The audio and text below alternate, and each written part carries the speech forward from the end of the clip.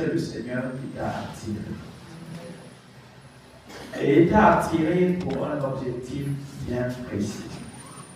Afin que tu reçoives ces instructions, que tu les mettes en pratique et que tu sois heureux ou que tu sois heureuse. Car l'absence, les instructions de Dieu nous rend automatiquement malheureux. Bien-aimés dans le Seigneur, frères en Christ, vous qui êtes là ce soir, et vous qui m'écoutez partout dans les réseaux sociaux, peu importe la position à laquelle tu es, je voudrais tout simplement te rappeler ce soir que celui à qui appartient l'argent, celui à qui appartient l'or, celui qui appartient tous les biens dans les cieux et sur la terre, c'est Dieu.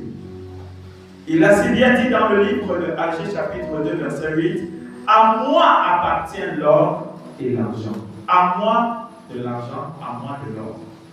Alors il est question pour nous de comprendre que celui qui détient toutes choses s'appelle Jéhovah Jireh, s'appelle El Shaddai, s'appelle Adonai. Et celui qui nous a donné la vie et qui est en nous et qui contrôle toutes choses, et sans lui, nous ne pouvons rien, c'est Jésus-Christ. Et la question qu'on peut se poser ce soir, comment peut-on être malhonnête avec quelqu'un qui connaît tout? Comment peut-on être malhonnête avec quelqu'un qui a le dessus sur toutes choses, qui est au courant de toutes choses? Comment peut-on être malhonnête avec quelqu'un à qui tout appartient? Comment?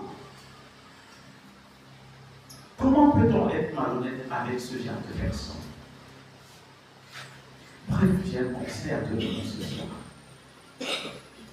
Si tu veux demeurer en bonne santé, spirituellement et financièrement, sois honnête avec Dieu. Sois honnête avec Dieu. C'est ce qui fera l'objet de mon thème ce soir. Nous avons tiré ce thème dans le livre de Psaume, chapitre 15, versets 1 à 2. Le Seigneur, certainement ce soir, va nous parler. Pourquoi est-ce qu'il nous demande d'être honnêtes? Parce que nous ne pouvons rien lui cacher. Parce que tout lui appartient. Même ce que nous croyons le cacher, ça lui appartient. Donc ça ne sert à rien d'être malhonnête avec lui. Vaut mieux pour toi d'être honnête. Alors pour cette première lecture, nous allons prendre la peine ce soir de nous lever dans le livre de Psaume chapitre 15, versets 1 à 2. Nous allons écouter la parole de Dieu dans le livre de Psaume, chapitre 15, versets 1 à 2. Allons-y rapidement.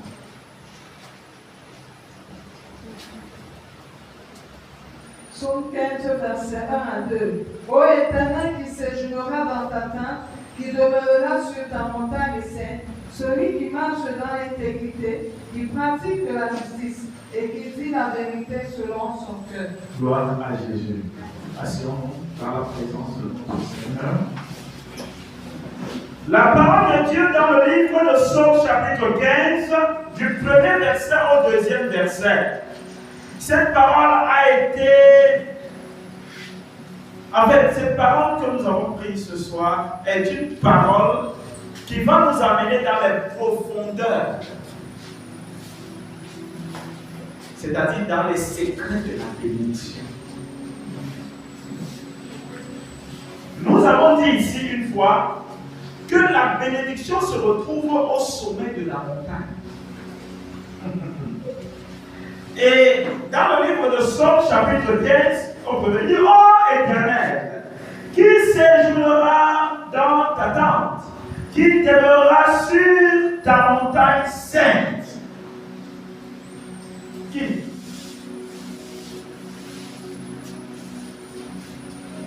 En fait, qui va demeurer? Qui va demeurer dans la bénédiction? Et comment faire pour demeurer dans la bénédiction? Comment faire pour demeurer dans la gloire? Comment faire pour demeurer dans l'élévation? Comment faire pour demeurer dans l'abondance? Il dit qui va demeurer? Qu'est-ce que nous devons faire pour entrer dans une bénédiction continuelle, pour que nous vivions la grâce de Dieu d'une manière permanente? Qu'est-ce que nous devons faire? Vous savez, la plupart des temps, nous voulons beaucoup de choses, mais nous ne voulons pas savoir comment faire pour les avoir. Nous voulons tellement de choses, mais notre préoccupation, ce n'est pas de savoir comment est-ce qu'il faut faire pour y arriver. Et Dieu nous parle ce soir en nous disant, pour y arriver, c'est celui qui marche dans l'intégrité. Vous savez, l'intégrité, c'est synonyme de honnêteté. C'est-à-dire qu'en d'autres termes, c'est celui qui marche dans l'honnêteté. Qui est-ce qui va rester d'une manière permanente dans la plénitude, dans la grâce, dans la bénédiction? C'est celui qui est honnête, qui marche dans l'honnêteté. L'intégrité veut dire honnêteté. Celui qui marche dans l'intégrité, qui pratique la justice et qui dit la vérité selon son cœur. Quand vous êtes honnête, vous dites la vérité. Vous savez, être malhonnête ne veut pas seulement dire prendre l'argent de quelqu'un et de ne pas le mettre. Être malhonnête, c'est être capable de connaître la vérité, mais à la place de la vérité, dire le mensonge. Il dit, qui est-ce qui va être béni? Qui est-ce qui va entrer dans la faveur de Dieu? Qui est-ce qui va dire, l'Éternel est mon berger et je ne manquerai de rien? On peut réciter cette parole toute notre vie sans effet. Pourquoi? Parce qu'on n'est pas intègre, parce qu'on n'est pas honnête. Parce que celui qui est honnête marche dans la justice et dit la vérité selon son cœur. Il n'est pas corruptible. Il n'est pas corruptible. Il n'est pas corruptible. Il y a des gens pour en rire. On est capable de les corrompre.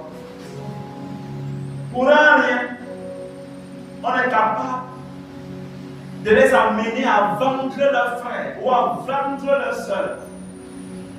Ils sont prêts à tuer l'image de leurs frères et de leurs soeurs à cause d'une bouteille de bière, à cause d'un morceau de poisson, à cause de quelques billets d'argent. Comment Dieu peut bénir ce type de personne qui ne sait pas dire la vérité? Parce que lorsque vous êtes honnête, vous allez dire les choses telles qu'elles sont. Vous n'allez pas les détourner, vous n'allez pas les contourner, vous n'allez pas vouloir les voiler, les masquer. Parce que la spécialité du monde, c'est de masquer les choses. C'est essayer de pouvoir donner une autre orientation. Et pourtant, ce n'est pas ça.